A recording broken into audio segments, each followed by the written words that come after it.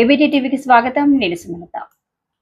కెన్స్ film festival 2025లో అందర తార Aishwarya Rai special attraction గా నిలిచారు. మొదటి రోజున రెడ్ కార్పెట్ పై చీరలో తలుక్కుమన్నారు. తెల్లటి చీరలో నుదుట సింధూర్తో ఆమె అందరినీ ఆకట్టుకుంది. ఇండియా సత్తాను ప్రపంచానికి చాటిన ఆపరేషన్ సింధూర్ను ప్రపంచానికి గుర్తు చేసింది. భారత సాంప్రదాయాలకు సంస్కృతికి నిలువెత్తు నిదర్శనంగా మాజీ ప్రపంచ సుందరి ఐశ్వర్య నిలిచింది. మొదటి రోజు హాఫ్ వైట్ సారీలో భారతీయ సాంప్రదాయం ఉట్టిపడేలా కనిపించిన ఐశ్వర్య రెండవ రోజు రాయల్ లుక్ లో కనిపించారు. అయితే మోడర్న్ డ్రెస్ ధరించినప్పటికీ ఆమె భారతీయ సంస్కృతి సాంప్రదాయాలకు విలువనిచ్చారు. తన డ్రెస్ పై భగవద్గీత శ్లోకంతో ఆమె అందరి దృష్టిని ఆకర్షించారు.